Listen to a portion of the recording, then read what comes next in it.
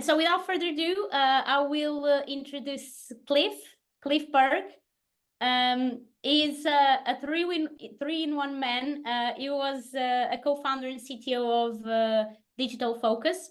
So that was a company that grew quite fast, and it was quite successful in building high reliable business critical systems for companies like FedEx and others. He also assembled in 2020 a global team to reimagine Agile, which became the Agile 2 Academy, of which he's a managing partner today. And third, he's also a writer, as you can see. So as of what I say, and please correct me if I'm wrong, he already launched at least 2 books. One of which is his book. Oh, there you go. 6 books. There you go. And so there you go. Cliff Berg in a nutshell. Cliff, if there is anything you'd like to add, feel free. I'm the most famous person no one knows about. Anyway, okay, let me share. All to you. Okay, thank you, Ines. Yeah, let me share my screen so we can see the beautiful welcome screen. Okay. Aha. Can everybody see that? Yes. Okay. Yeah. So yeah, I'm not the artist who created that beautiful screen. Anyway, so today's going to be a little different. Ines mentioned my company. We're very small. There are only 4, well, kind of 5 of us. One's not shown here. And, you know, in terms of our partners, we work with more people who are consultants who do specialized things, but this is our leadership team. And we have expertise in organizational psychology. That's Marcel. She also has an MBA, a degree in physics, by the way. Raj has a PhD in AI. There's me. Stephen has a long history in change and transformation, and helped with literally hundreds of Lean Six Sigma transformations in different organizations. He was a C-level principal at Raytheon and some other companies. So anyway, we have a good amount of experience in change and transformation. And so anyway, Ines mentioned Agile 2. So Agile 2 is something different. In 2020, was it? Yeah, I think 2020, right during the pandemic, me and a colleague, Lisa Cooney, put a team together of people. We looked for specific skills, and we also wanted people who were not wedded to the status quo, people who had demonstrated they could think independently and think out of the box. And people with experience in like program management and leadership and psychology and behavior and also like system engineering. And so we had a whole chart of expertise. And that team, we worked for like 6 months or so, and we developed Agile 2. So it wasn't a weekend effort. It was a very intentional bottom-up effort where we started as a retrospective, what's working, what's not working, and distilled up core ideas. And that's why the principles of Agile 2 kind of look like independent.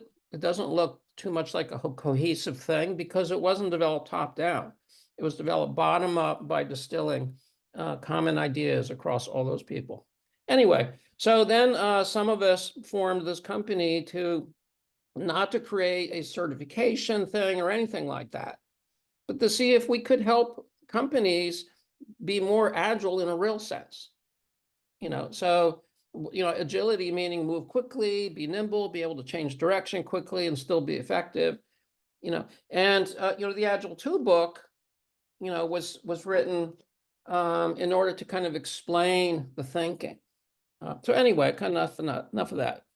So what we're going to talk about today is, you know, what does this mean? You know, what does this mean for organizations? And also, what does it mean for us individually? You know, I wrote a blog post not long ago that went viral. So I published it on a Friday night, like just like completely unplanned. And it reached almost 2 million views within like a few days. Like what the heck? So it really struck a chord somehow. So anyway, the post was about, Agile is dead, but what does that really mean? Because, Dave Thomas has given talks saying Agile is dead and so on. And then he says, well, what I really mean is, like, it really went off the rails. We need to fix it. The core ideas, there's some good core ideas. They're not all right, but there's some good stuff. And what should we do going forward? How do we pivot? And so that was the intention. And so anyway, yeah, okay, this is, comes from, I'm going to tell you what I'm going to tell you, which I don't buy that. Like, just get on with it. Okay, yeah, this is what I'm going to talk about. Okay, okay, let's actually do it. So this was the post, rest in peace, Agile, and then it said a bunch of stuff like that. But anyway, what was more interesting was the responses. There ended up being 700 comments. By the time I tabulated them, there were 500. And they fell into distinct categories. There are 19 categories that I identified. And I tabulated basically people who were saying the same thing in different ways, which was a lot of work. It took me like all day to go through them, but I did. And the very top thing was Agile is not effective because it comes down to leadership, and that's what really matters. And guess what? That's the thing that is missing from the Agile manifesto. It doesn't say anything about leadership, which is like the most important thing.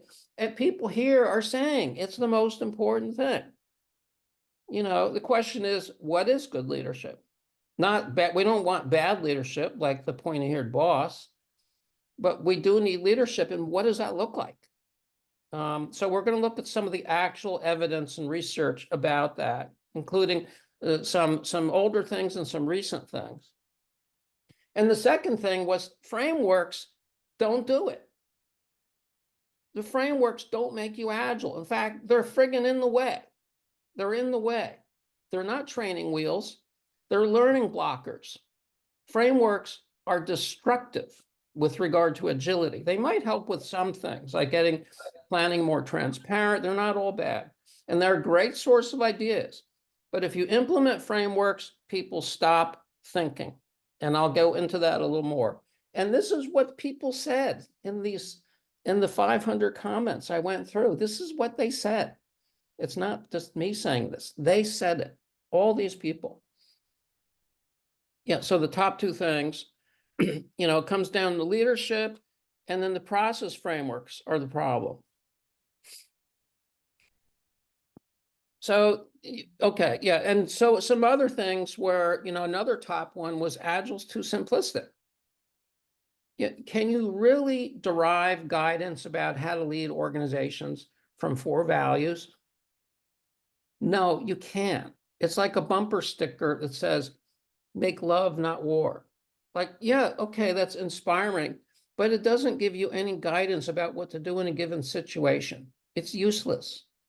The people who understand it and know how to really use that thought don't need it. They've already internalized the idea. The people who don't have experience and don't know how to use it, they're the ones who need it, but they don't understand it. So it's useless to both groups. These short maxims are useless, except maybe as a source of inspiration, like leading the charge. Make love, not war. So, that's not, having a short manifesto doesn't actually help us in terms of figuring out what we need to do.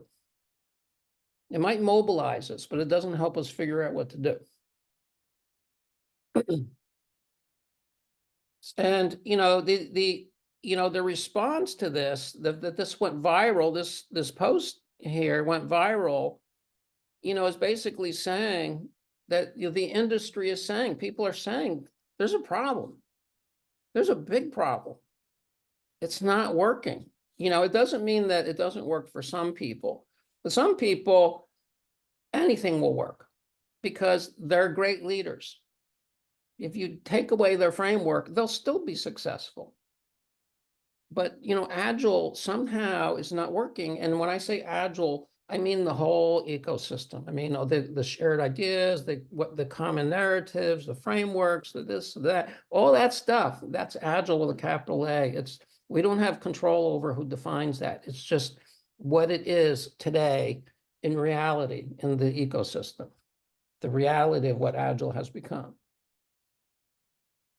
But what agility, the dictionary word, real agility, we can look that up in the dictionary and see what that means. And here's an example of it. So I'm going to have to turn my speaker up so you can hear this. This is a clip from a movie, but it's about a real event. And it was Hurricane Katrina in the US. And there was a hospital that was cut off from everybody for 5 days because there was the water was 10 feet high around the hospital, and they lost power and they ran out of food and water, and people were dying. They had no electricity. People who were on ventilators had to be ventilated with hand pumps for days, and it was just an unbelievable nightmare. And this is a real scene. And the two men in this scene were finance or sales managers. They had no operational role with the hospital. They had no operational role. This was not their job, what they ended up doing. Well, there's still not enough people on the ground to help everybody, not enough rescue workers, not enough police, certainly not enough people going door to door trying to find the people that are in there. So consequently, people that are making it. I've been in touch with Memorial. I don't know, maybe they lost power. So the last email I got, fatigue, stress, anxiety, supplies are all issues now. We can't take it. Jesus. The people inside the city of New Orleans are asking repeatedly today, the people in Washington, are you watching? Are you listening? For several days now, many people have gone without food, water, and shelter. The residents of New Orleans are literally crying for help. As you know, the Bush administration has been coming under increased fire from local officials in New Orleans and all across the nation. People unhappy that it is taking so long to get relief to refugees in New Orleans and other affected areas. I think I might have found some helicopters that can evacuate the patients. They're here in Dallas. They won't be in New Orleans for hours. Scrambling for rides. We gotta get corporate approval. They're not any approvals, just some. Memorial's not gonna know they're coming. Just trying, you can't get them a message. They gotta hang on. They gotta hang on till those copters get there. She didn't make it, and tens of thousands still stranded wonder if they will.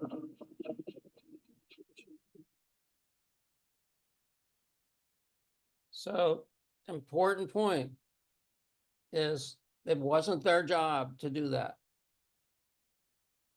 But they saw that they needed to do it, and they acted without approval. And there was no process. There was no agile process, but this was true agility, and there was no process. Process is not how you create agility. Agility is when you realize you need to change the process or go outside of the process. Agility is not a process. Well, there's still not. And frameworks block true agility. I'll explain why. So, I know that a lot of people like this, and that's fine, but this is not the way to create agility. This is industrial age thinking, defining this repeating process. Frankly, it's old school. It's old school thinking. It really is. And it actually blocks you from thinking for yourself.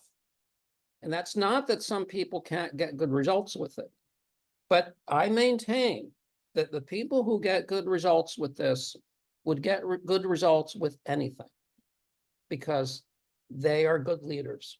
They don't need it. And the evidence. So here's Dan Rasky, Dr. Dan Rasky. He's a world expert in spacecraft heat shields, and he's like NASA's top scientist in that. And he spent a year at SpaceX when SpaceX was developing the Dragon capsule, which is what they use today to bring astronauts up to the space station. He spent a year at SpaceX doing a technology transfer to help SpaceX learn how to create the material needed for the heat shield. And he worked very closely with senior people there and with the engineers and interacted with their senior leadership all the time. And had a very good view of how that company worked. He spent a year there every day on the ground. And with all that going on, we had one standing meeting a week. One. Okay, not 15, okay, at NASA. If we were working the same project, oh God, we'd have a dozen standing meetings, you know, and with maybe tens or hundreds of people in each of those meetings, you know, and most people have to do with statusing, right? So most of the time you're sitting and listening, right? Because someone else is talking. And then you find that there's very little time for you to work on your own because you're going from one status meeting to another status meeting to another status meeting. Yeah. And so here at SpaceX, we have one standing meeting a week, 11 a.m. on a Wednesday. Okay, so it's in the middle of the week, so you can kind of status in the middle. And it was at 11 a.m. so that when 12 noon came along, everyone wanted to adjourn so we could go have lunch. Okay, and that was it. And that was enough. And with Yeah. So, you know, no daily stand-up. No daily stand-up at the most agile company in the world. And this is from a discussion with, I don't want to be too specific about his credentials because that would identify him, but he's a top manager in the software realm at SpaceX. And this is pretty recent. You know, he says SpaceX has no agile people or project managers. And we don't use the word agile. We use the word ownership. Everything runs on the 5 rules.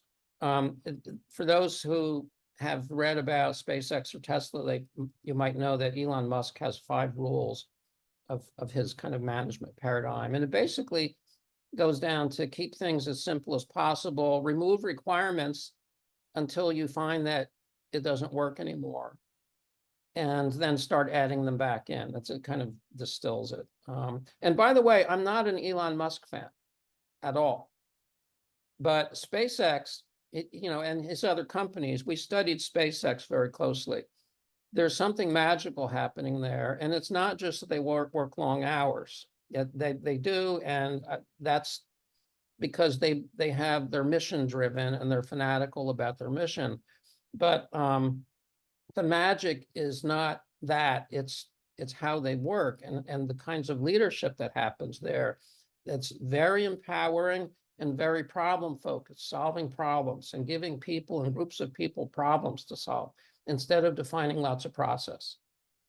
We actually tabulated the management behaviors that we saw at SpaceX, Spotify, Netflix, Google, and Amazon, and matched them and found those common behaviors across all of them. No common processes, no common frameworks. And this gentleman also said, we only speak in terms of problems and ownership, names and dates. From a software perspective, I'd say we run 10 times faster than Capital One or Blizzard Entertainment. You know, it really contradicts what the Agile community advocates for, which is these frameworks and processes.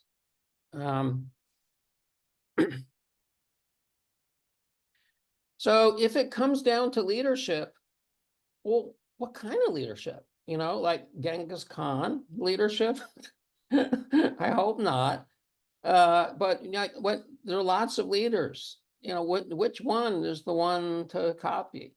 You know, well, I would never copy anyone, you know, just like I wouldn't copy Elon Musk. He's actually very eccentric and very dysfunctional in some ways. So you never want to copy these people. They're not role models, but we can learn from them, like Steve Jobs. You wouldn't want to copy him. He was a narcissist. He was a bully. You know, you don't copy them, but we can learn from things that they do. And the thing about, agility is it emerges when you have effective leaders who behave in certain ways, And what are those ways? And, it can be learned. These are behavioral things, and people can get better. So, there are a lot of people who've studied leadership, and Google spent a lot of effort years ago. There's actually a name for this project. I forget what it is, Project Socrates or something. But they identified statistically, what traits their most effective managers had. Now you think manager, that's not a leader. Well, yeah, good managers are good leaders. A manager is just someone who has a leadership role, meaning they have some authority over something. But to be a good manager, you have to be a good leader. Otherwise, you won't be effective at all. Managers don't just sit and administer. Managers at these kinds of companies need to be good leaders, or they get nothing done. And what Google found is that the best managers, why isn't it moving? Oh, okay. And I was clicking 5 times before it moved. So the best managers are also good coaches in terms of their behavior, in terms of what they did. And they empowered people and were not micromanagers. They didn't get into your work and say, do that and do that and do that and tell you how to do your work. But they also were strong decision makers. And so you might think, well, wait, doesn't that contradict? You empower people and you don't micromanage, but then you make decisions. That seems contradictory. It's not. It's not contradictory because effective leaders know when to decide and when not to decide. They hold back. They say, okay, it looks like they got this, and walk away. And if it looks like there's a problem, they don't say, oh, you're stupid, that's not right, do this instead. They don't say that. They say, why are you doing that? Explain that to me. I want to understand. And they generate a discussion. And, and people have different times. But, the point is that being a good decision maker and making decisions is very important in leadership roles in high-tech companies because time matters. You cannot wait for people to decide. You cannot wait for groups to decide. It takes too long. And you need, if people have discussed something, it needs to be discussed quickly and effectively, and then a decision needs to be made on what to try next without delay. And that's why the decisiveness is so important. It's not to disempower people or bypass them. It's to keep things moving. In the work that we've been doing, we defined a taxonomy of leadership, and there are literally thousands of leadership taxonomies that you can find that people have written down. This is not like an official model or anything. In fact, there isn't one. The leadership taxonomies are very descriptive, in contrast to models of leadership behavior. But leadership styles are descriptive, and anyone can create their own list of leadership styles. And this is one that we created based on our research in the whole range of leadership taxonomies, because we found that these were really important in the context of product development. Having someone who's visionary, being Socratic, there are a lot of synonyms for that. Basically, being able to have intellectual discussions about things without worrying about whose idea it was. Servant leadership is a set of traits that's very important. It's not sufficient. You need these other things too, but it's an important category of behavior. Being inspirational, being someone who organizes things, someone who takes charge to make decisions so that time doesn't keep ticking. And again, that's what's meant by that is not being a bully. It just means, okay, we discussed it. Now this is what we're going to do. And then we'll see how that goes. advocating, so that your work gets the resources it needs, and thought leadership, people who have ideas, what if we try this? What if we try that? So some people are very generative in their ideas, and anyone can be, but you need those ingredients. You need those things to be happening.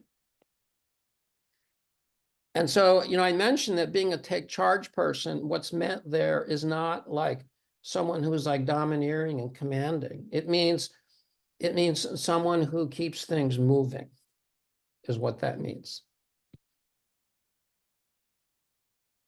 So, decision-making, being decisive is really important in business and technology development. And it's one of the most important behavioral categories. And so decision-making, which again, in terms of Agile thought and the Agile community, gets almost no mention, and yet it's one of the most important things, how decisions get made. And, the Agile community has kind of this culture where, oh, just put a group of people together and they'll figure it out, and that I'm sorry, but that's like a grade school view of decision-making.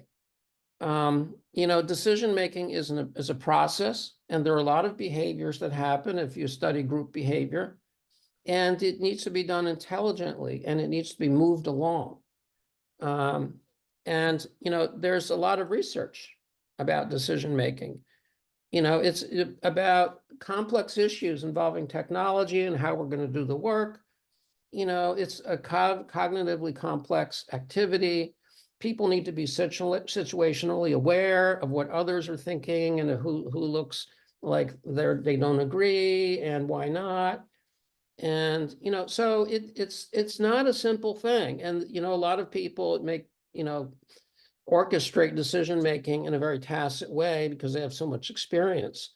But there's a lot going on in terms of their judgment and how to orchestrate a decision process. And a question is, how do we develop that skill in people? It is a skill. Well, as I mentioned, there is a lot of research on decision-making patterns. And it's not that you should study this research and then use a template like, oh, I should do this, and now I should do that. No, it's just to make us think, to make us reflect on how we're leading and how we're making decisions and how we're helping other people to make decisions. So it should help us to be more self-aware. Like, how do I make decisions? Do I do any of these things? And how do I do these? How do I make decisions? How do I tend to include other people? How do I tend to help other people make better decisions? How do I tend to observe a decision-making process? How do I observe the outcomes? And what's my behavior when I do these things? And how do emotions impact my behavior? Do I hold on to my ideas? Am I inflexible? Do I not really listen when other people have thoughts? Do I start trying to tell them what I think instead of first finding out what they think? What are my behaviors in that? And, decision-making is not the only thing. I mentioned there are these other kinds of leadership that have to be happening in complex activities like product development. These ingredients, like ingredients of a recipe, they have to be there, and they have to be working together, not at cross purposes, which is a big ask. Groups of people do not naturally all work together well. They don't. I mentioned to my wife once the idea of self-organizing team, and she's a behavioral therapist. She has a degree in that. And she looked at me like I was nuts. Self-organizing team, good luck. That was her response. And a lot of, the Agile community, you hear about the Tuckman model, and people forget that in his research, he pointed out that a lot of teams don't get out of storming. That, they get stuck in there and real conflict develops. And what's happening is that there are people vying for control, whether intentionally or not. They're vying for control. And if one of them wins, then basically the other one shuts down, and then people align with the one who won. And so basically someone's been shut down, and it's and there are psychological theories that explain this. Leader-member exchange theory, it goes into this and how that happens and why that happens. It's not a healthy process. It's not. So, these kinds of leadership need to be happening and need to be happening in a constructive way. And so that's why leadership is so important, to align these things and make sure things are going well and are healthy. But how much does it matter? So the responses to that viral post said, yeah, it's all about leadership. But like, does it matter like 10% or 90%? Like, how much does it really matter? Well, it matters a lot. If anyone's read the book Accelerate by Nicole Forsgren, it's a fairly recent book. It actually came out, I think, around the time we started writing the Agile 2 book. I actually sent her a copy. We exchanged some thoughts about the 2 books. But, in that book, which is based on her research with thousands of companies, she found that leadership really does have a powerful impact on results. And, these were all tech companies. And unfortunately, within the DevOps community, I have a feeling that either Gene Kim and Jez Humble were co-authors of the book that she wrote. And I have a feeling one of them wrote this. But unfortunately, within the DevOps community, we have sometimes been guilty of maligning leadership. It's very true. The Agile community is kind of very suspicious of anyone with any kind of authority, which is probably, justified, but getting rid of authority is not the answer. It's like, we burn the food, but let's never cook. It's not the solution. And also they wrote, servant leaders focus on their followers' development and performance, which sounds good, but transformational leaders focus on getting followers to identify with the organization and engage in support of organizational objectives. Which is better for the organization? So, the transformational model goes back a long time. It was, McGregor from years ago, but there's a huge amount of research and writing about transformational leadership. One of my favorite books is by Dr. Marta Wilson. It's called Leaders in Motion. And all her books talk about transformational leadership and how compelling that model of leadership is. Nicole Forsgren also wrote, our analysis found that these characteristics of transformational leadership are highly correlated with software delivery performance. In fact, we observed significant differences in leadership characteristics among high and low performing teams. High performing teams reported having leaders with the strongest behaviors in terms of transformational leadership. Huge correlation between having transformational team leaders and not. But it wasn't enough. It wasn't enough. Later in the book, they mentioned that they found that just having transformational leadership wasn't enough to be, that also the teams needed to have good working knowledge of technical practices and lean principles. So, the model that we, Agile 2 Academy, have developed of actual agility involves behavior and knowledge. And these are the 2 things, behavior and knowledge. Transformational leadership is behavioral. Good technical practices and knowledge of lean patterns, that's knowledge. The 2 together, that's what works. So what about product development in terms of the kinds of leadership that you need in product development? Is that special? Is that like different from like, Gandhi, where he tried to transform a country and, other situations? And it is somewhat different. It is. And the thing is, in complex domains where like product development is really what we focus on, you need to start with questions, not with answers. And that's what's wrong with the frameworks. The frameworks are answers. And we never asked the question. And therefore, we didn't do the thought process of figuring out how we should do our work. And therefore, we skipped the learning. We skipped the learning. We skipped the thinking it through and the learning. And therefore, we're effectively painting by numbers. We should be asking questions to begin with, like, how can we ensure that we deliver value? Sorry for interrupting, Cliff. There is a question on Sure. the chat. So, a question from Maru. I haven't looked into the Agile to work since over a couple of years, but did you guys evolve the map of interplay and competencies and traits that help with Agile leadership in organizations? Well, it's a separate thing. Agile 2 is Agile 2. There's no updating Agile 2. It was done by 15 people. It was a nonprofit activity. It's been published. It's done. It was what those 15 people thought were behaviors that actually promote true agility. But my company, Agile 2 Academy, has done a lot of work. We've collaborated with other companies that specialize. For example, Human Synergistics has deep experience with organizational culture. And so we wanted to understand what cultural traits are important, like as precursors for these behaviors, or how they work together, how culture relates to behavior.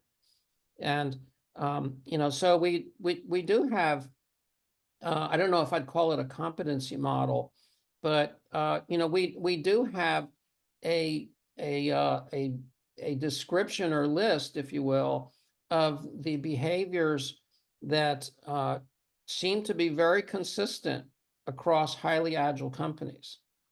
I think there are 14 of them or something.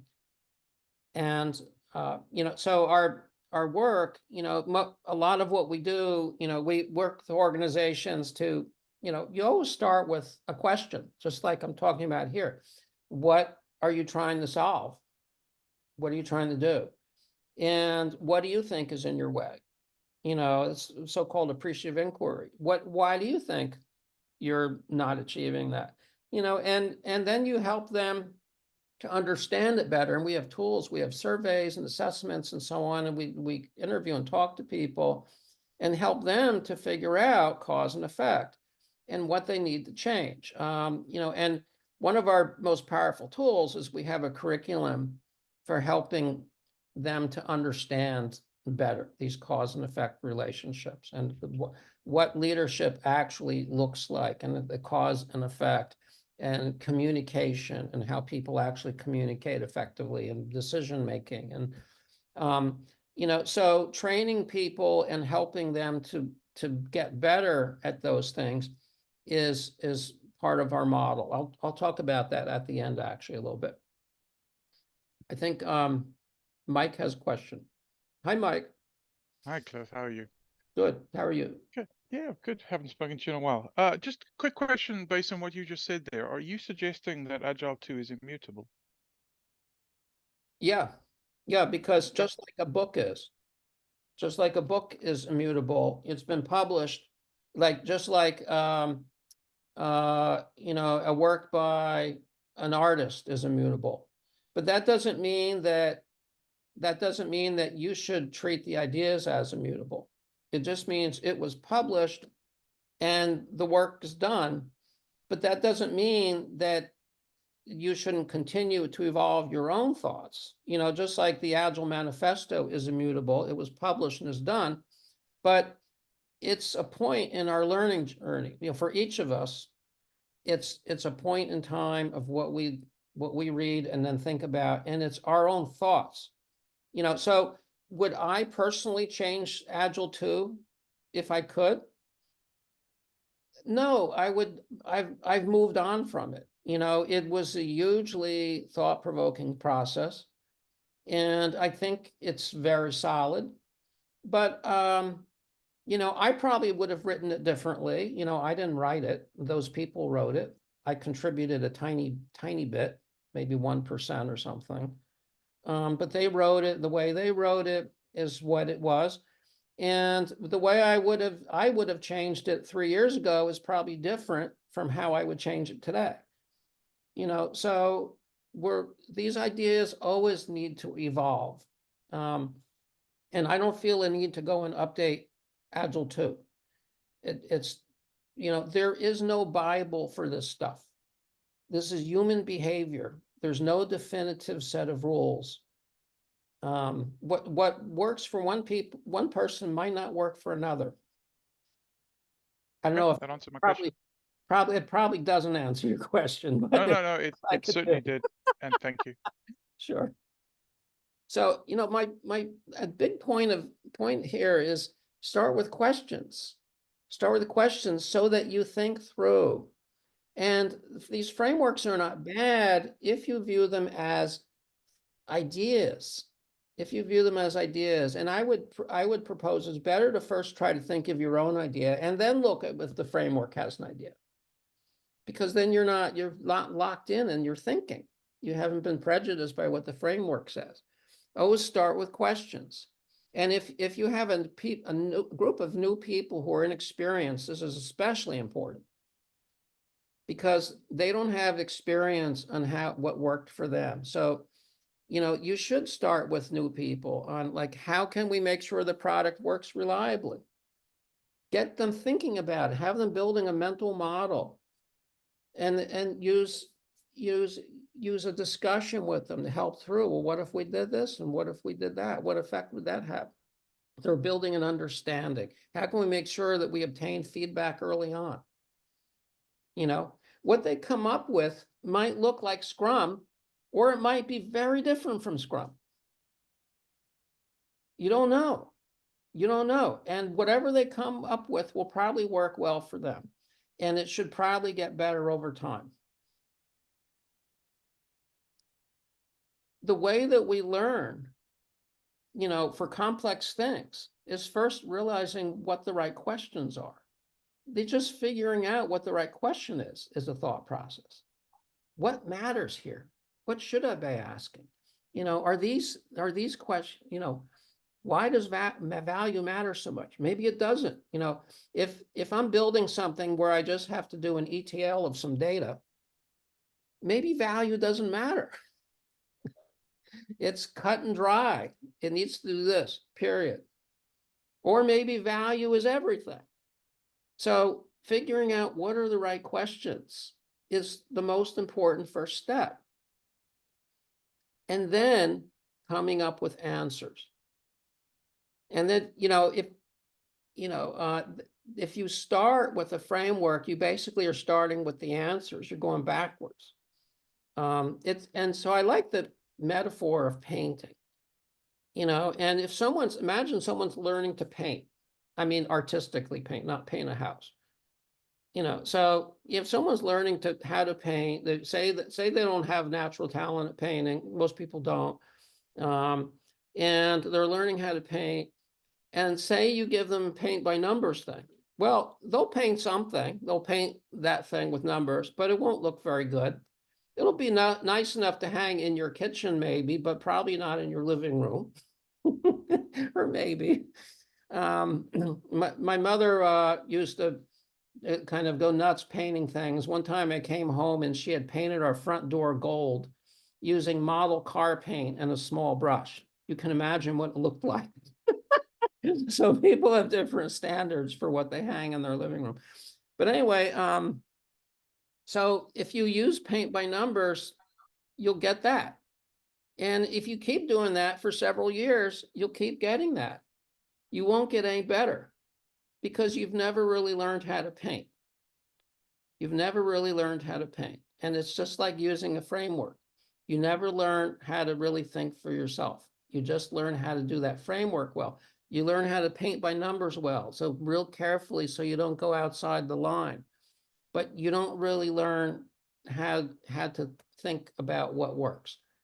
And, you know, a framework locks you in to its it's paradigm, you know, and in psychology, this is called functional fixedness, you know, where this is a very powerful effect, where if you give someone the answer right off the bat, it becomes very hard for them to think of anything outside of that answer. And this is even, you can even see this in brain imaging.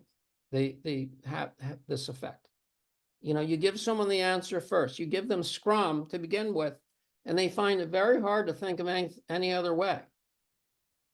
But if you didn't give them that, they would have thought of all kinds of other ways.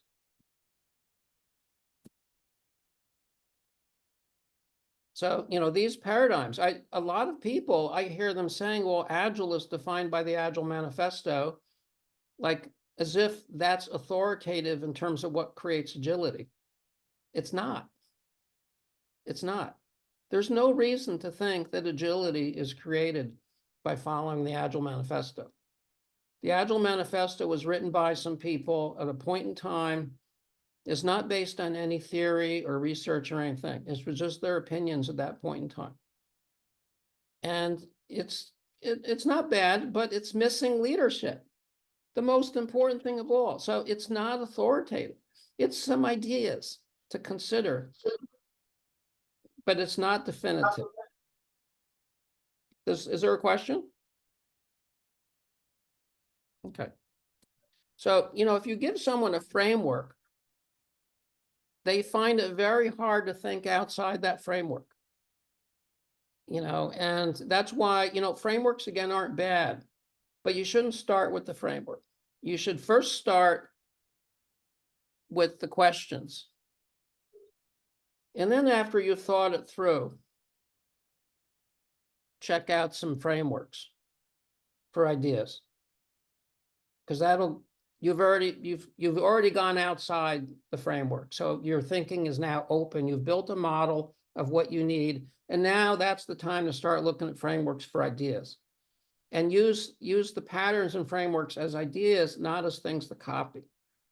Like, what's the reason for that practice? Oh, that's a good thought. Yeah, we need that, but not that way. I would do it differently because of our situation. Don't copy practices. Take the idea and then think how you would implement that idea in your situation. So, so I think someone asked like what we do or our model or something. So we actually have a model. It's called constructive agility, and it's not a framework or template or anything. It describes a learning path. And it describes a path of identifying the questions, and progressively answering those in more detail as you grow your initiative, and which is exactly the process that people go through, and when they're not constrained by a framework. And in terms of how to develop better leaders, leadership, like anything, is a learning journey, you know, and it can be taught and coached and mentored. And when we work with organizations, we start with questions to help them understand their situation and what they're trying to achieve. But at the last bullet, ultimately, it's a learning journey for people. And we do have a tool set, which is mainly the curriculum that we have, but also our assessments. And we have a dashboard where the assessment results are shown in real time, so the organization can see how they're improving over time. But that's not what this talk is about. And what can we do as individuals? Well, don't start with frameworks. You know, I see in Reddit all the time, people are asking, you know, I want to get better. What certification should I get? Don't get any. Don't waste your time. Study real things. You know, get some books about leadership and behavior and communication and cognitive science. Learn how the work is done. Take a programming course. if you don't know that. Get a cloud certification. That's a real certification because it actually enables you to do something. Learn more about the business that your organization is in. And these are some books that I happen to like. I mean, there are many, many more, but these like really are kind of at the top of my recommendation list. And A Seat at the Table was written by Mark Schwartz, who I worked for years ago, as CIO of the Immigration Service. Very, very out of the box thinker. He was a CIO who would do programming on the weekend because he wasn't a programmer. He wasn't technical. He had an MBA from Wharton, but he taught himself programming on the weekend just so he could get a feel for what people were doing. And he would go around and talk to programmers. What are you doing? Explain it to me. He was very kind of, really practiced Gemba in the true sense. Leading the Transformation by Gary Groover. He was in charge of software development at HP for their embedded systems and also desktop applications. And his book is amazing. It's only like 100 pages or something, but he talks about how he shifted the thinking of the business so that they didn't fill up the backlog 3 years out, so that to retain flexibility and keep things agile in a real sense. And then, of course, Accelerate and Team Topologies, which I was fortunate to be able to actually have coffee with Manuel Pais, author of Team Topologies, when I was in Spain a little while back. And Turn the Ship Around is not about software, but it's a tremendous leadership story and about what it means to be the two sides of being the decision maker, but also empowering people, and how that trade-off can manifest. And Rethinking Agile by Klaus Leopold challenges a lot of things that we take for granted. And beyond Agile, there's so many other things, like Leaders in Motion I mentioned by Marta Wilson, and Focus by Daniel Goleman, about how people think. Because when we're working on things, we're thinking. We're not collaborating all the time. Especially in technical work, you spend most of your time thinking, not collaborating. Collaborating is 10%, thinking is 90%. And Working Backwards is a fantastic story of the arc of Amazon, and why they've been so incredibly successful. And it's because there's a culture of systems thinking and looking holistically at how everything works, including how people think and how people collaborate and how people work and how people make decisions, embedded from the very beginning.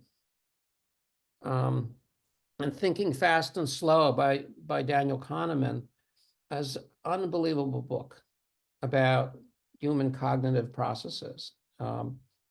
And Creating Constructive Cultures is about organizational culture. Fantastic books. The first 3 chapters will just blow you away, and the rest of it is case studies.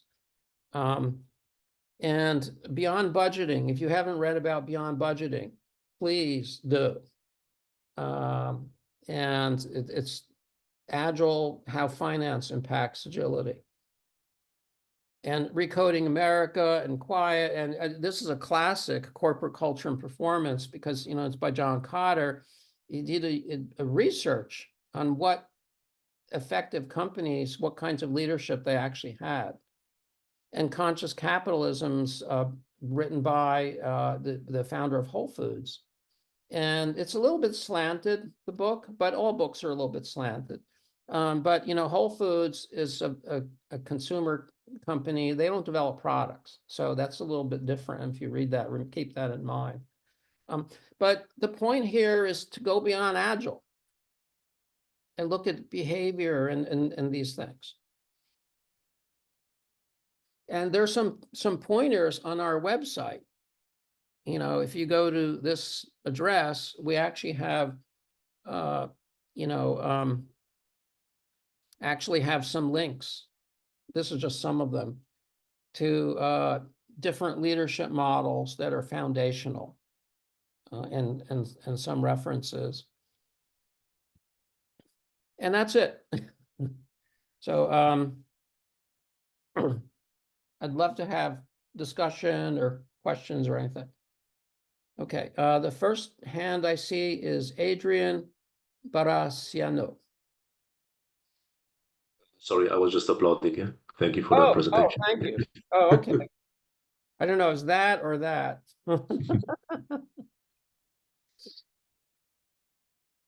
Thank you, Cliff. Thank you so much. That was really, really, really good. I definitely learned a lot today. I think Mike has a question. I think he's raising his hand. Okay. Hi, Mike. Hey. Yeah, there seems to be a degree of synergy, Cliff, between what you're saying or proposing, at least at the beginning of the journey, which is analyzing the question, and Cynefin. Have you ever analyzed the overlap or synergy between those two approaches? You mean the Cynefin framework? Ironically, yeah. Yeah. You know, for years and years, I called it Cynefin, and I think that's a better pronunciation based on how it's spelled.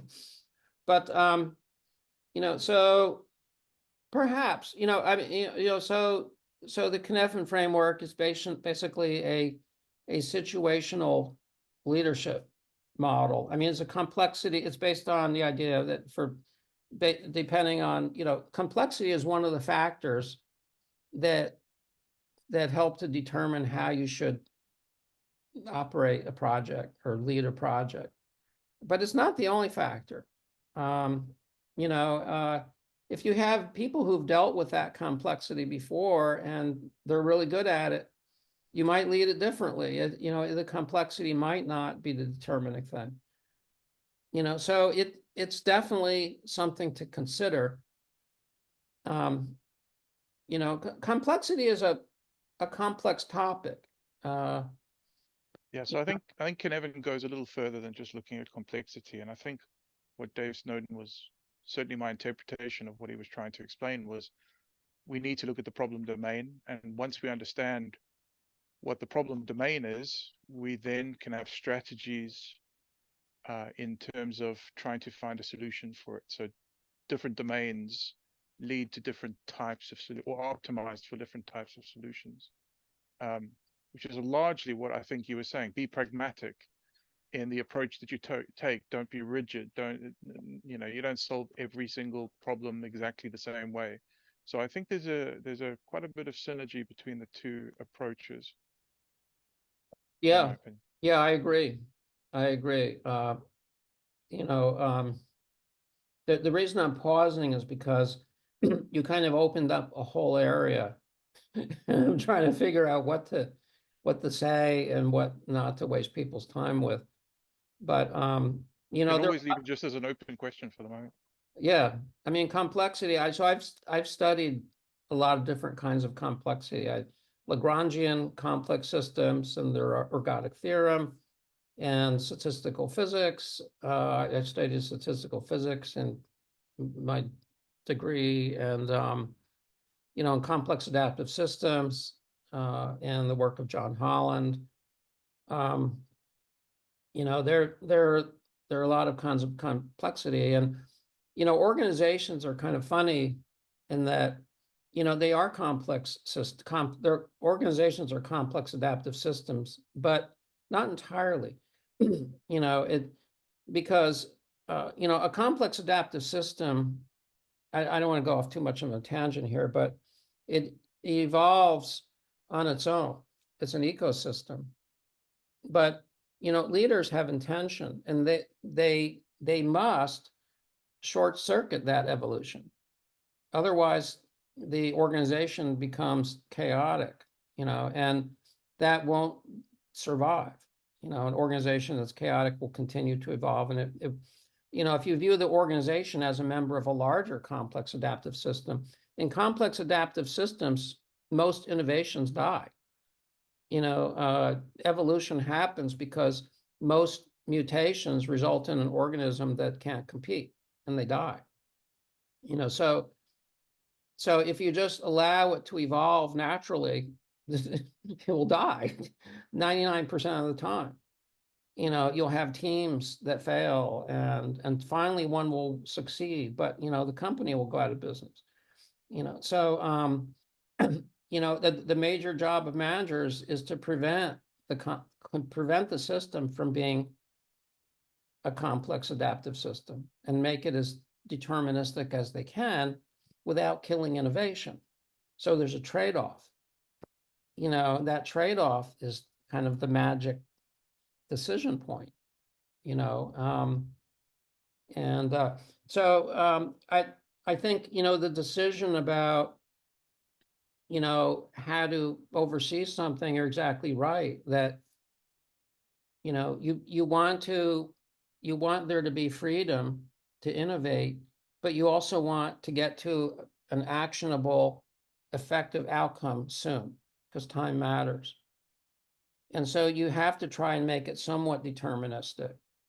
But you also want to allow the possibility that people will think of things you're not thinking of. And so you mentioned like trying to understand the domain, I think is a key strategy in trying to make a better decision about that. But the short answer is you're absolutely right. It's definitely highly related. Yeah. Okay, thank you. Do you mind if I throw a second question your way? Please. I've been doing a lot of research at the moment, as I'm sure everybody is, with AI and robotics. Do you think that paradigm shift fundamentally changes the approach that you take or advocate for? No, actually, I think, agility is more important than ever. I think that,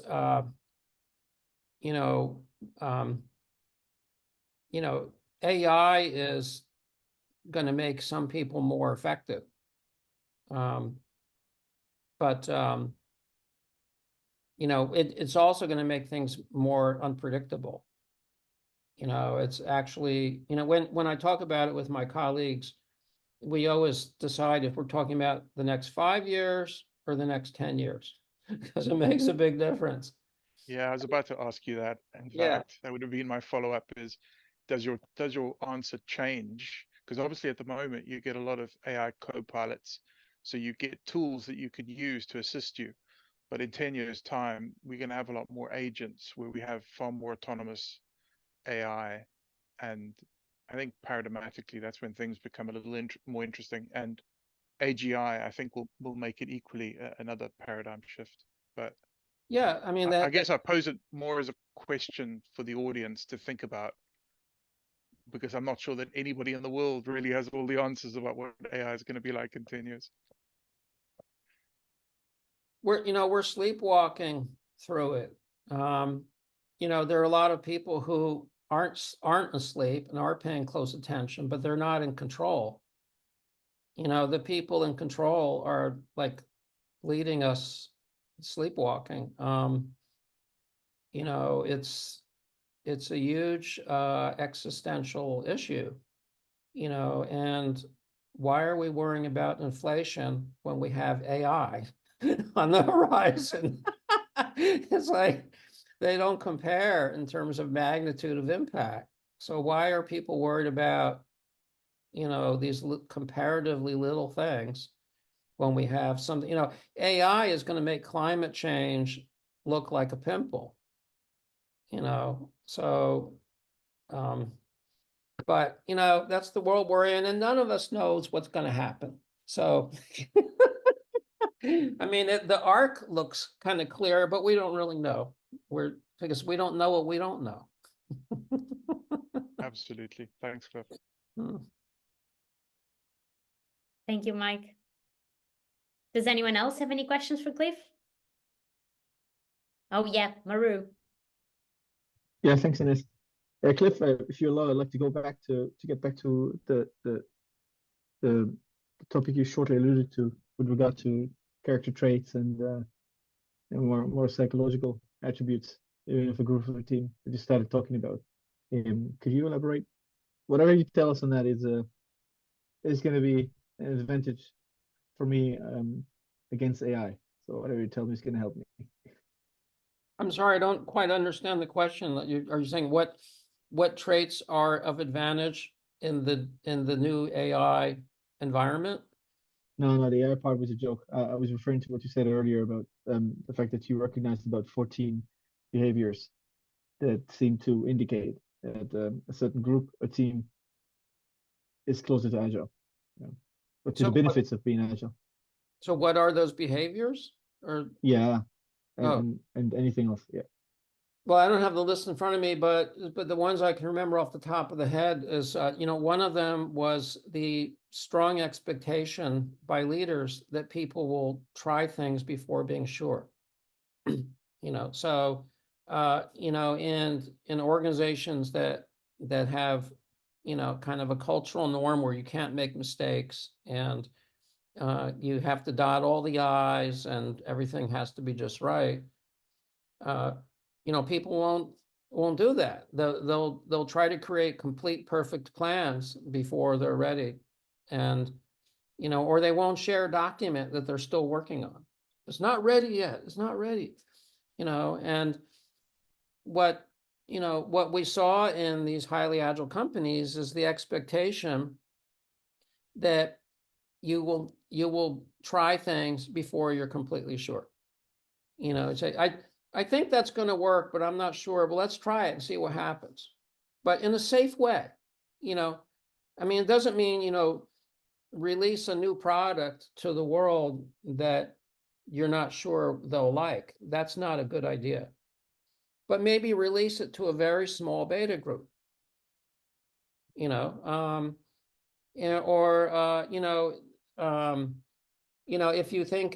If you think you have a way to solve an engineering problem or a software problem, think it through.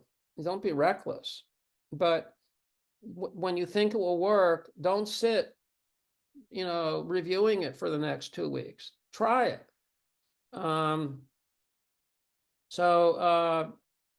That's a strong cultural expectation, is in the sense that, when people in leadership roles hear and they discover that people are hesitating, they say, why are you waiting?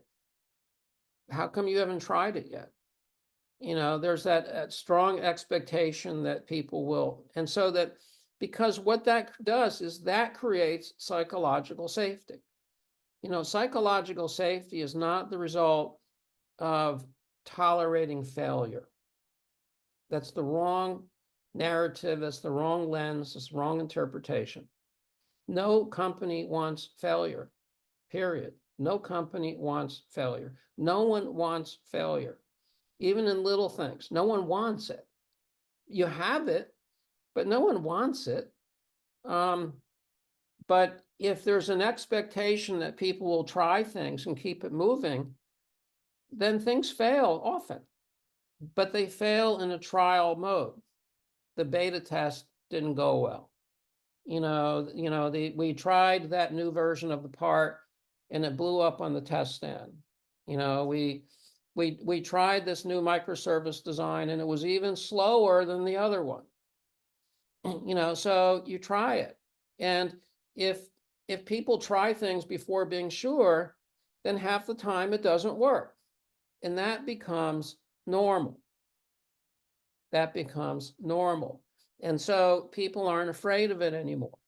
And especially if the way it gets discussed is, that's surprising. Why is the service even slower? I guess we're wrong because you know what? I think these kinds of queries are just going to be slower than we thought they were. Now we know. We'll have to go back to the old design. And so that rational issue-focused discussion becomes normal. And, this idea of embracing failure is the wrong way to look at it. Really, it's about embracing trying things before you're sure, and then having rational discussions about it. There's no blame, there's discussion. That's the healthy culture, and has nothing to do with like embracing failure. It's more about just being rational and keeping things moving. So those are some of the traits. There are others. In fact, they're actually on the top 6 are on our website, but somewhere. But those are some of them. If I can think of another one. Another one is, I can't think of them all offhand. Those are some big ones. Yeah, thanks. Sure. When you work with clients, and how do you deal with the natural rejection of extra work, like thinking work? Because you're not being paid to think. It's something nobody's going to tell you. You're being paid to do the work. I mean, I paid you because you have degrees, you have experience. You're not here to think. You're here to do the work. Have you been faced with this before? Are people just open to start developing frameworks by themselves? Well, you don't want them developing frameworks by themselves. You do want them focused on the work, but thinking is part of it. In product development, people spend most of their time thinking. And if people in leadership roles are equating thinking with not doing work, then their ideas about the work are really distorted. It's not clerical work. It's not mindless. Product development, is craft and creative. It's a combination of craft work and creative work. They're both work. Creative work for technology is mostly thinking. If you look at programmers or engineers, go to a room where they're programmers and engineers and walk around and look at what they're doing, they're sitting there looking at a screen. And most of the time, they're not typing. They're thinking. And in terms of programming, programmers spend 90% of their time trying to figure out why something doesn't work. They spend 90% of their time trying to figure out, this should work, why doesn't it? They design something and write code, and then they run it and it doesn't work. Why not? And then they have to put in diagnostics and tests and so on to figure out, that's why it doesn't work. And then they quickly change that. So now they've made a change, and that's, in that manager's mind that you just described, that's the only work. So they spent an hour, and then they spent 10 seconds typing more code. So they only spent 10 seconds of work in the last hour. What about the other, 59 minutes and 50 seconds where they were thinking? That's work too. So programming it doesn't work, figure out why, fix that. Then it still doesn't work in a different way. So you spend time, diagnose that, figure it out, you're stumped, put in more tests, wait for the build, wait for it to run. You basically are just sitting there waiting for that. And then you see a result and why doesn't, aha, okay. And then you fix that, takes 10 seconds. And then again. And so finally you solve the last problem, and finally the whole thing works. You've spent 90% of your time stuck. So are you not working? Of course you're working. So their attitude is wrong. Most of product development is thinking. What do we do? We haven't encountered someone with that distorted a view. Most managers we deal with have understood that there's a huge thinking creative component in building technology. I haven't encountered anyone in a long time who didn't know that. So that hasn't been an issue. One of our major clients is a research institute, and they're all scientists. They spend most of their time thinking. That's what they do. They do run experiments, but most of their time is thinking. That's what they're supposed to do. Anyway.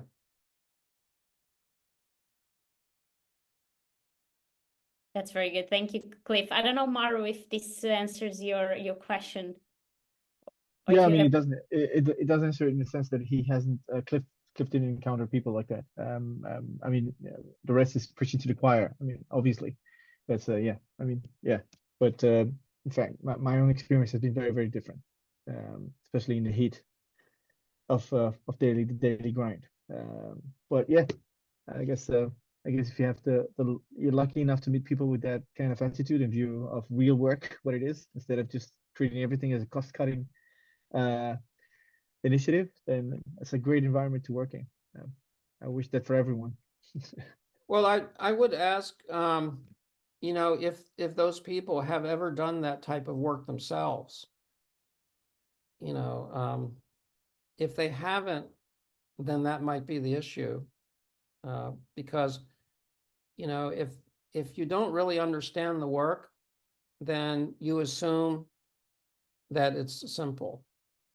You know, you assume that it's just cut and dry. But, you know, people who have been engineers or have been programmers and then are in a leadership role, they know what's involved, you know. So, you know, maybe, I don't know if that is a part of the issue in your situation. But people who lead others doing work should have a basic understanding of that work. Otherwise, they don't understand what the issues are and what the challenges are and what the people are actually doing. Yeah, totally agree. You need to have understanding and respect for the domain. In many cases, respect is lacking. That's in my personal view.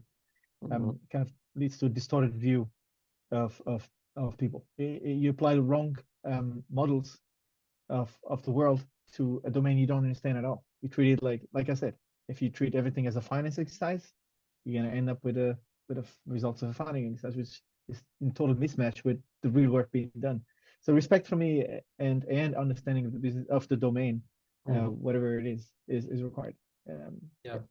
So in that regard, I personally think, just last remark, with regard to the AI discussion earlier, I really think that if people use it right, they can expand their coverage of multiple domains and therefore deal with more complexity, with more clarity about that complexity, and in better ways, or more different angles around that complexity, with the support of some more automation and some more, you know, more less complex work that can be covered by some AI support. I think that's my personal hypothesis. Let's see how that evolves over the years. But we'll need more generalists that go deeper than specialists, I think. Yeah, I think so. I think you're referring to AI, right? I might have missed, but I think you're talking about. Yeah, exactly. Yeah, we'll see. You know, I've seen studies where, you know, AI was able to help junior people become productive very quickly. But I agree with you. I think the big impact is going to be in helping people, you know, who are more generalist and more experienced be more effective. You know, I think people are going to, you know, be able to say, well, you know, what if what if we, instead of use aluminum, build the airplane out of titanium? What will that look like? And it will figure it out, you know. And so I don't know, will that make people lazy? You know, so it's like you know, people aren't good at arithmetic anymore because they use calculators, you know, so engineers won't really know how to design things anymore because the AI does it. But I don't know, you know, I don't know what's going to happen. Maybe we'll have people who, you know, just because they like it, stay in the details, you know. But I don't know. It's going to be interesting. It's going to definitely, this is a unique period in time. So I've decided, instead of being afraid of it, to just become an observer. You know, you know, we're on quite a ride. I mean, this is, you know, where AI and other things are headed. It's unprecedented in history, and it's, you know, unique. There's never been a moment like this. So it's history writing itself.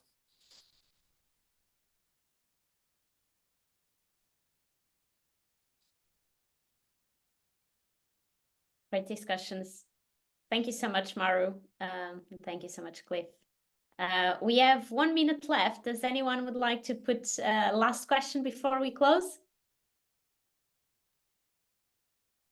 I could ask something, but it will take more than a minute. Back in the day before Scrum, you know, I learned Agile and and it was all based on principles really. And then Agile came along, or rather Scrum came along, and everybody sort of ran down that road. And now everybody seems to say, everywhere I go, we want Scrum, and they talk a little bit about Kanban, and it's all Scrum, this Scrum, and doing sprints and all of this. And it's very hard it's almost hard to make yourself heard when you talk about running experiments, or you talk about some of the principles of waste and of this. And, you know, I'd say thanks for this presentation, because I think I'm going to go away from I'm not sure. I'm going to go away from the framework and just perhaps ignore it almost, and just, I'll do it, but it's there, it's a thing.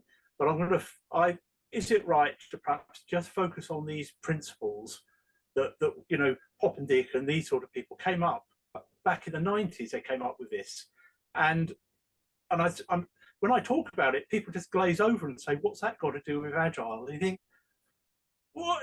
It's like, how did you get here? That you just follow this framework? You think it's Agile, you know?" So, is it right to preach? Is it right? Well, I'm not saying it's right to preach the principles rather than Scrum itself, you know. And I see this as a positive thing, because I think it's time to let go of Scrum. And people say Agile, said, well, I think it's time to let go of it.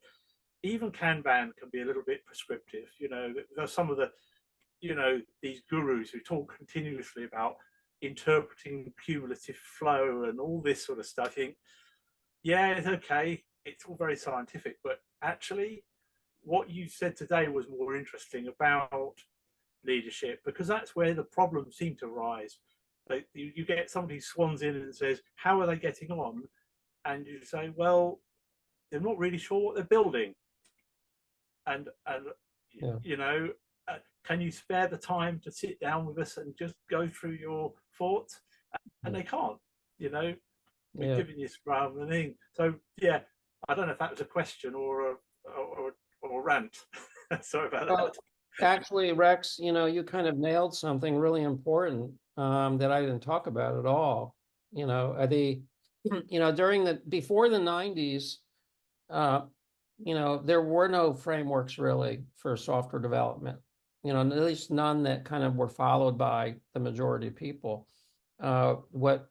You know, basically companies would put a project manager on a team and then hope for the best.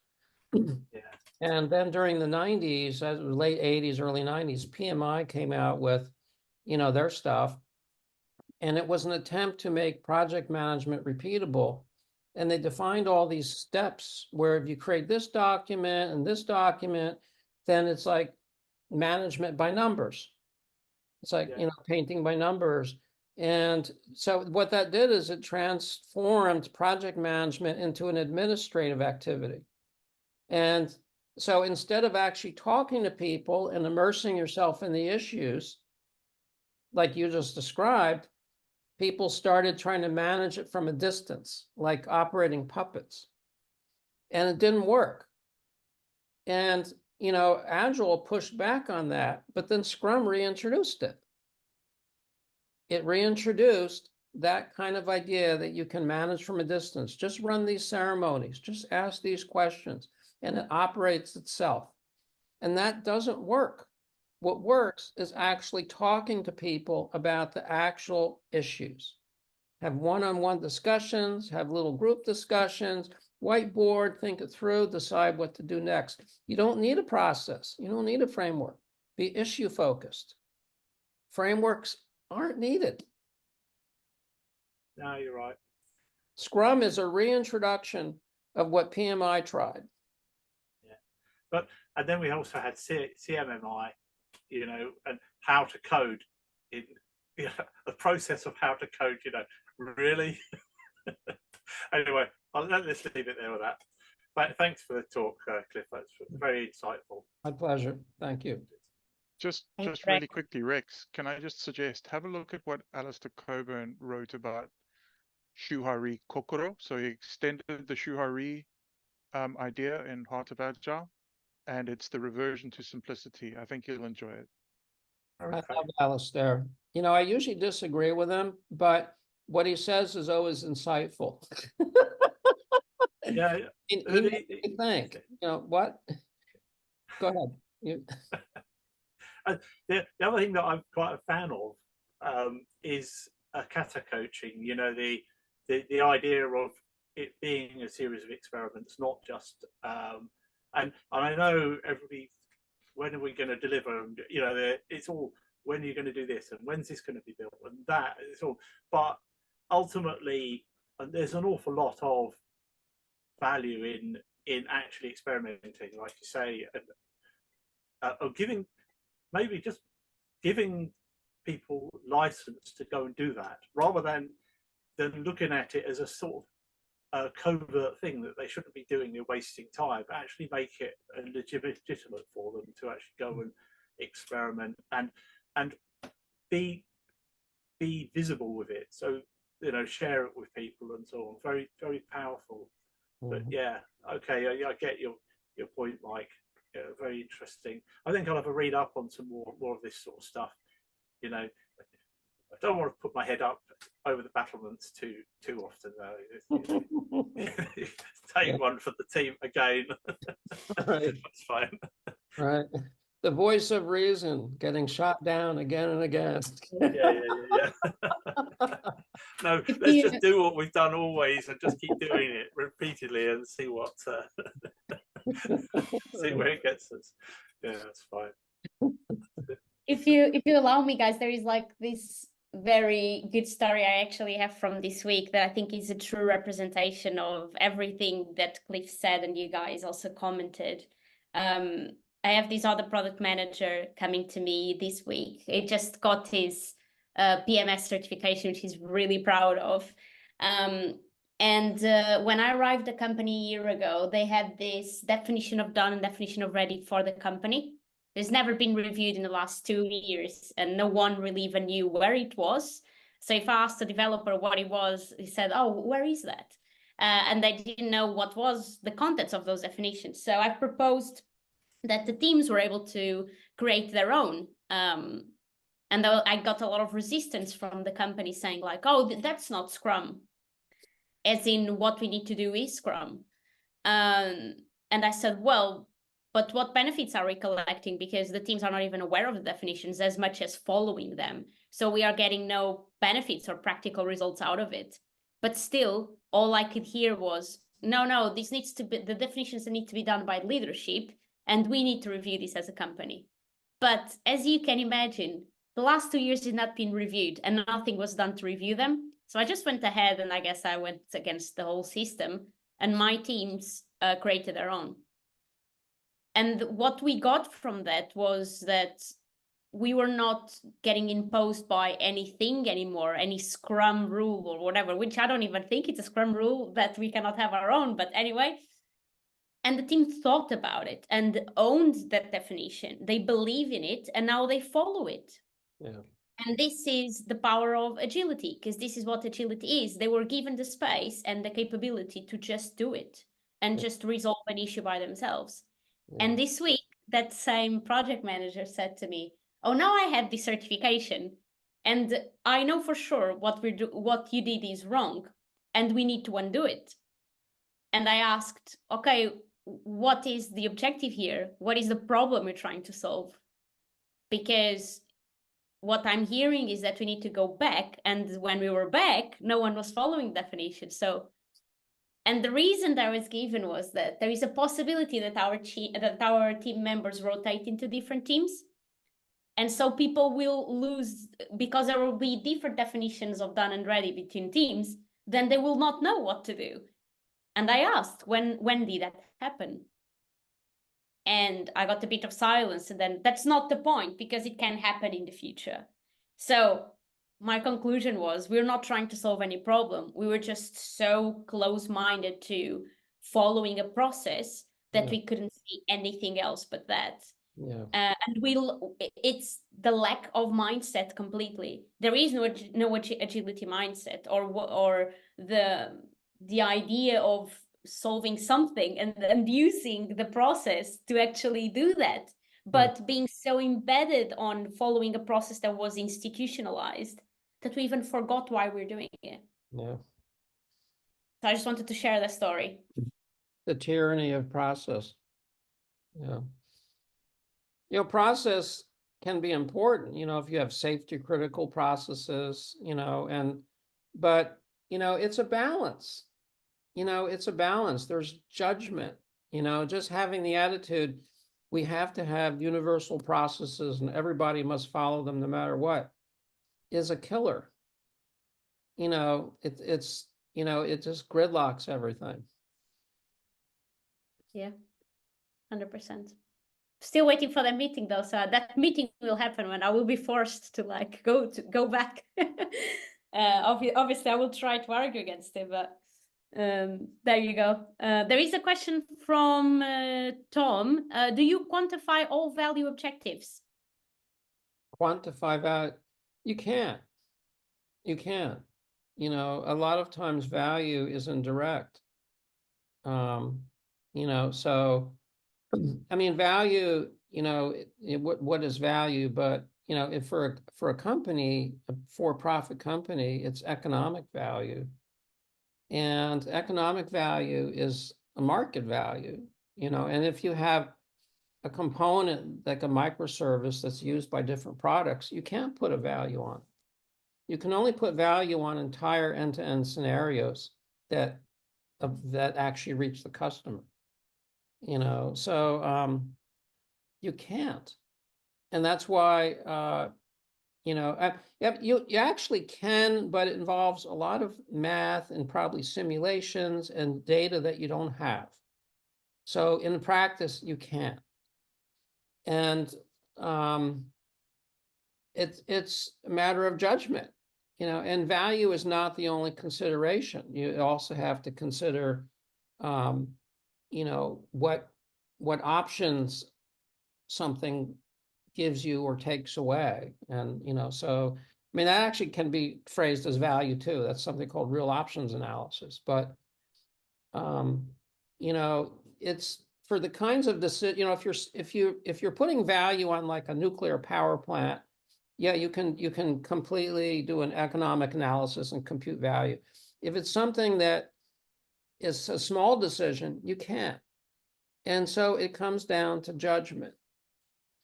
It's judgment about value and usefulness and what options it opens up for you. I don't know if that addresses the question. Yes, no? Tom is adding more comments to the chat. I don't know if Tom, if you'd like to speak out. Yes, I believe, and I put a little booklet in the chat called Quanteering that will help prove it to those who don't know how to do that, that all critical stakeholder value ideas can be expressed quantitatively, and that helps us do better decision making and many other things. And if you don't know how, Cliff, I would love to respectfully change your mind to give me a chance. But take a look at that Quanteering book for starters. Well, you know, I wrote a book called Value Driven IT that has a lot of the math in doing those kinds of things. Yeah. You know, and I even built a simulator for modeling value. But you know, I would love to see what techniques you use. You know, I think, you know, I don't want to totally discount it. You know, there can be heuristic techniques where you can have a ballpark value and look at trade-offs. This has more value or less value. Maybe that's what you're getting at. Calculating an absolute value is very difficult, and probably, you know, would have such error margins that it's not useful. But Yeah. in terms of this has more value, this scenario or this decision path has more value than that decision path. I think can be done. But I'd love to see what techniques that you have. Okay, I put them in the quite a few pieces in the chat, and I'll be happy to send them to you by email when I figure out what your email is. And I'll be happy to talk to you and convince you of anything you think cannot be easily quantified. I don't want to. And I'll do it right here and now if we have the time, but I assume we don't. So my email actually, I think, can be obtained. Oh, if you send it to that, it will come. I'm one of the, that's actually a group email, and I will receive it. I'm one of the recipients of contact@agile2academy.com. And then if you send to that, I'll reply use that and give you my direct email address. That's fine. I'll do that. Okay. Yeah. By the way, I think your framework of ideas is great. I'm 100% behind it, and I think that it would be even better if you could do things like quantify values, which I hope to convince you you can do. I would love to see your techniques. You know, I went down the value path many years ago, and I ended up deciding it was very time consuming to do that, but there might be techniques to do it quickly. And I would love to. There are. We're talking under 5 minutes type things. Okay, that would be wonderful. But it's yeah. But I'll send you the details, and I will personally argue privately to convince you, or let you convince me of otherwise. I would love it. I look forward. Okay. I look forward to receiving. Okay. Thank you. Thanks for your talk. I hope to spread your idea set, which I hardly agree with. Thank you, Tom. Sorry, could I just ask, Tom, does your booklet look to quantify subjective domains as well? Yes. Okay, anything that varies, like any quality, any value, anything where you can say more or less, there's the giveaway. In fact, you can say more or less of this indicates there's potential for quantification. And if you take a look at the quantiering book that I put in the chat, you'll get all the information you need in detail. Sounds great. Thank you. Pleasure, Mike. Do contact me if you want more information. Thank you, guys. We have one last question from Sheila, and that's the last one we are gonna take because it's already 8:18. Sheila, you wanna go ahead? Hi, Sheila. Maybe she gave up. Might have stepped away. Couldn't figure out how to unmute. Oh, okay. Oh, there you go. It was just, I'm using my iPad and it's not as easy as using the computer. Yeah, I was talking about even when PMI came out with their original SDLC, there were lots of SDLCs around. And in the SDLCs and I actually wrote one at a hospital system in New York, and we had a menu. It wasn't a monolith. It was never a monolith. It was like, if you're doing this kind of thing, you need to do this subset. If you're doing something more complex, you may need to do these other things. You know, it's kind of, I always look at it as a Mobius strip. And I think too, the fact that the earlier ones were talking about, they were project focused, they were IT focused. And now the latest things that are coming out are all focused on the product. But originally, the old system development lifecycle for mainframes fit within the product lifecycle. So again, it's like the pendulum swings too far one way and then it swings back.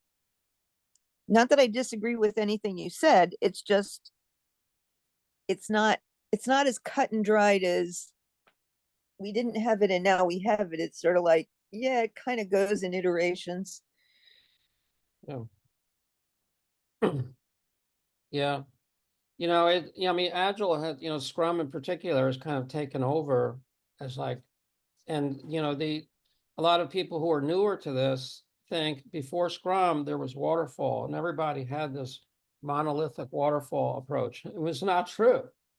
It's not true at all. Waterfall really, that paradigm kind of really took root in the 90s. Before that, there were people who had their own frameworks and methodologies, but a lot of them didn't.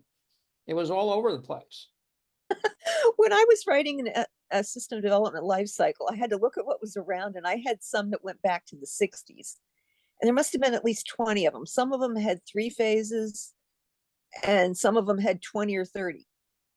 But they were all trying to accomplish the same thing. They just split it up differently. And some of it applies if you're doing brand new development, and some of it doesn't apply if you're doing maintenance.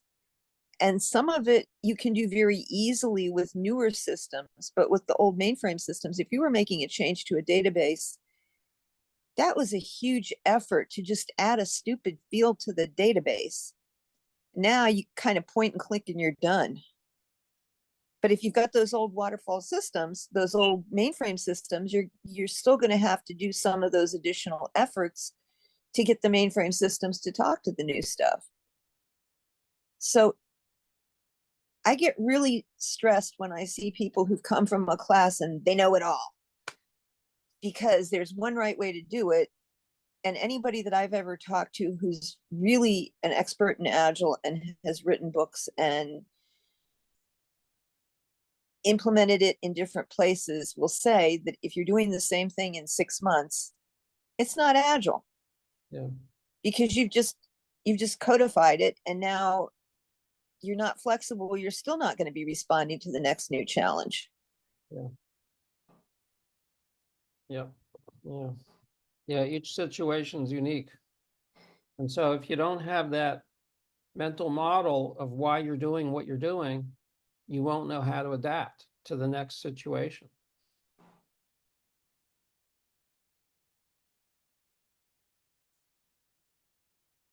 I just feel like I need to say that every once in a while, that it wasn't just one thing ever, because there are a lot of people that think that because they just read it in a textbook because they weren't around to see it.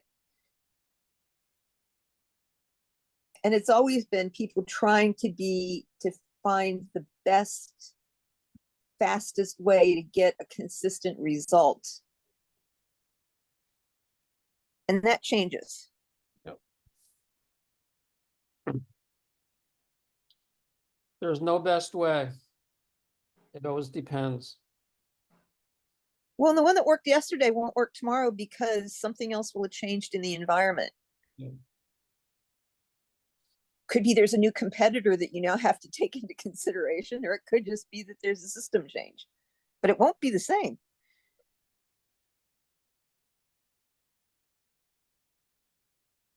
I mean, that's what all the studies are showing.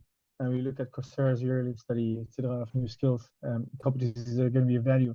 You always have critical thinking and problem solving, but these two are very well defined in those reports. It's not just some fluffy 2 terms, critical thinking, like everybody tells you, yeah, I have a very open mind. What does that even mean? I have a multicultural mind. Then you work with them and you discover they can't even tolerate that you want to fast from once in a while. But what I'm talking about is those skills like critical thinking and problem solving.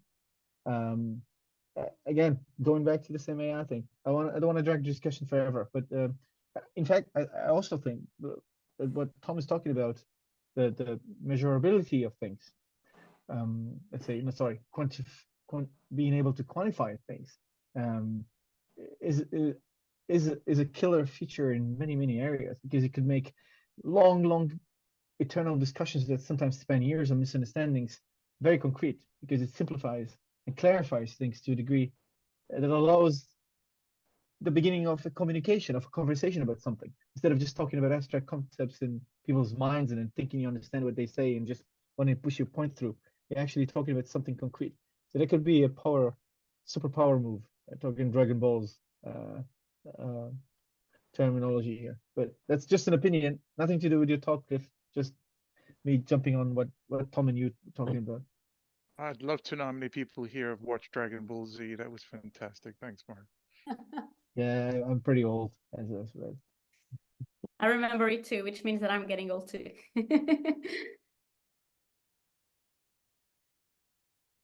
All right, well, some very, very good thought-provoking discussions today. I'm sure that there is a lot of people leaving this meeting differently from when they arrive and probably thinking on things. Hopefully not for too long, because at some point we all need to go to sleep. But I think there are a lot of good ideas. I have a presentation to do next week for the IT department. And I'm definitely going to introduce some thoughts I got from here. So it was very valuable for me. I hope it was as much valuable for everyone as well. So I wanted to thank you all for taking your time and attending and staying for 25 more minutes, which requires dedication. So yeah, I didn't want to leave without thanking you all. The recording will be shared and you'll get a notification if you RSVP this event on Meetup. Otherwise, you can just, the link has already been shared, the YouTube link on this chat. You can just check the channel and get your recording there as well. All right. Well, thank you all again. And have a great... Yeah? Well, a small idea for you, Ines, you and Cliff. Since you and most people I know here, Sheila, Tom, Mike, etc., I love books. I think we should all just start, just as a fun experiment, start a common Goodreads account library. We just, we can just click on books that we like, that we think are relevant for whatever Agile or quantification or competitive engineering. You're talking about Tom's work, whatever. Just add them there. I'd love to see what you guys are reading. I can't read from your video cams. I can't read anything.